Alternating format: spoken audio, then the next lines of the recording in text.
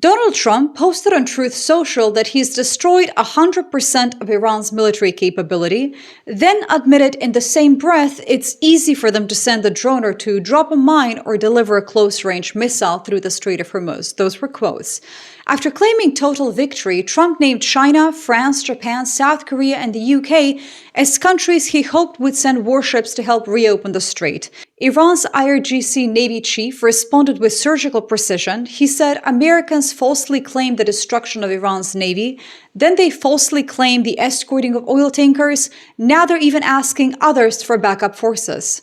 The Iranian foreign minister went even further, calling Trump's request begging others and urging regional countries to expel American forces instead. 3 weeks into a war Trump launched to secure Middle East energy flows, the United States is publicly asking for help, including from China, while Iran controls the world's most critical oil choke point unopposed.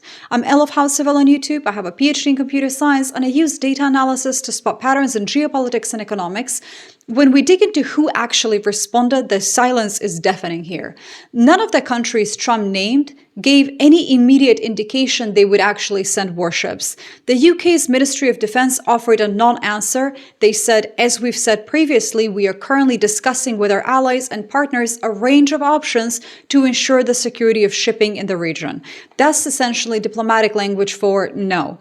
China's embassy in Washington wouldn't confirm naval deployment either, instead stating China calls for an immediate stop to hostilities and would play a constructive role for de-escalation. Translation in normal words, we're not joining your war. Norway went the opposite direction entirely. Norwegian authorities banned Norwegian flag ships from entering the Strait of Hormuz and refused to send warships when Trump asked for help. Europe's energy lifeline just told America to handle this one alone. For more context on why Trump's plea matters, U.S. Secretary Chris Wright told CNBC last week that the U.S. was not ready to escort ships through the strait itself. After burning through strategic petroleum reserve stockpiles and deploying 2,500 Marines on the USS Tripoli, the United States military admits that it cannot secure a 34-mile wide waterway through which 20 million barrels of oil per day normally flow. Iran doesn't need a functioning navy to maintain this blockade. Maritime analyst Andreas Krieg explained the strategic reality. He says, and I'm quoting here, "It doesn't seem like they had a plan for the Strait of Hormuz to be closed, and it seems like a desperate move in an information campaign to calm markets, and that something magical will happen to open the straits short of actually engaging with the Iranian regime. All Iran has to do is strike occasionally to keep insurance companies from covering transit. No ships insured means no commercial traffic, regardless of how many military escorts America can theoretically provide." Switzerland just broke 200 years of neutrality to condemn the U.S. invasion of Iran. We have a separate video analysis on that. Check it out next. Investors are fleeing American markets as a $3 trillion bubble burst, and the petrodollar system is dying at Hormuz as Iran only allows safe passage to yuan-denominated cargo. We have separate videos with all of those pieces of analysis. Check them out next. They're going to be in the description. Meanwhile, India demonstrated what actual strategic competence looks like. While Trump begged allies for warships, India negotiated safe passage for 20 crude tankers and LPG carriers directly with the Iranian foreign minister. India originally sources about 45% of its oil from the Arabian Gulf, and this agreement gives it an energy security lifeline that no Western nation currently possesses.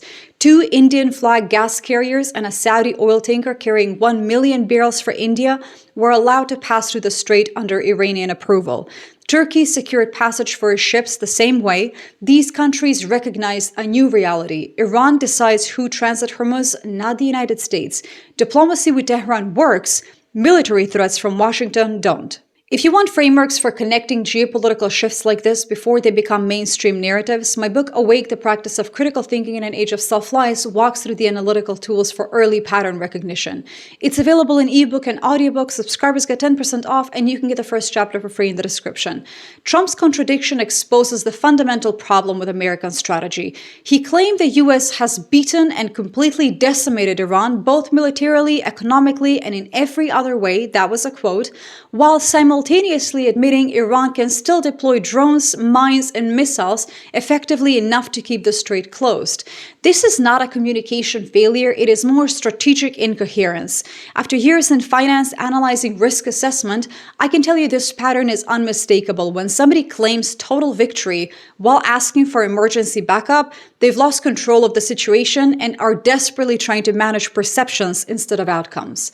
The economic consequences are already very visible. Commercial traffic through Hormuz remained near standstill, with only 10 vessel crossings recorded between March 7th to 11th, compared to typical daily averages of 70 to 80 crossings. Oil prices spiked despite massive strategic petroleum reserve releases. Asian markets, which receive 84% of crude oil and condensate shipments through the strait, are now scrambling for alternatives. Gulf Arab states like the UAE are diverting oil through pipelines to ports outside Hormuz, but those pipelines cannot match the 20 million barrels per day that normally flow through the strait, creating a deficit of about 12 million barrels daily. Europe is accelerating its renewable energy transition specifically because this crisis proved fossil fuel dependency equals geopolitical vulnerability. Every day the Strait of Hormuz stays closed strengthens the case for energy independence from Middle Eastern supplies entirely. Trump's request for Chinese warships deserves special attention. 3 years ago, positioning China as America's primary strategic competitor was the organizing principle of U.S. foreign policy. Now the U.S. president is publicly asking Beijing to send naval assets to help secure American-backed shipping in waters Iran controls. If we look at what publicly available intelligence tells us, China has exactly zero incentive to help here. China receives a third of its oil via Hormuz and holds about 1 billion barrels in strategic reserves. That is several months of supply for them. And more importantly, Iran is allowing yuan-denominated cargo through. China can negotiate its own passage the same way India did, bypassing dollar-based systems entirely. We have a separate video analysis on how this might actually be the death of the petrodollar. Why would Beijing send warships to secure American strategy when the status quo accelerates de-dollarization and proves U.S. security guarantees are worthless?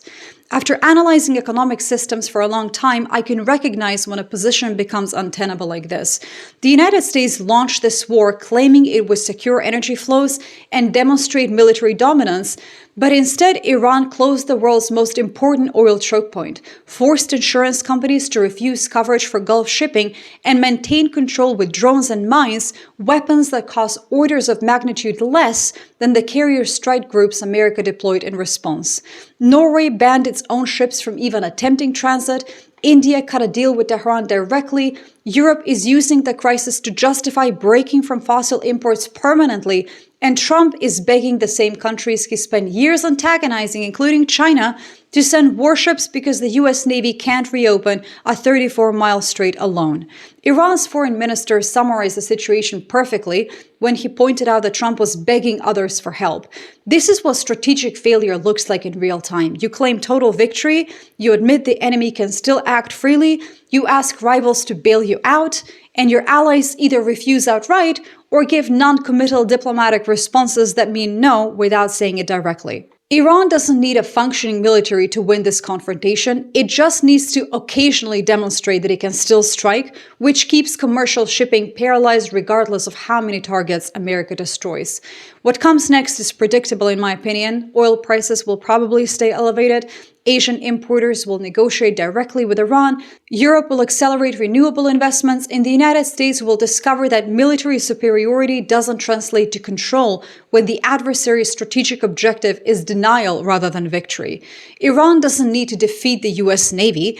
It just needs to keep Hormuz unusable for Western shipping. Every day that continues proves American power has limits Trump's rhetoric cannot overcome.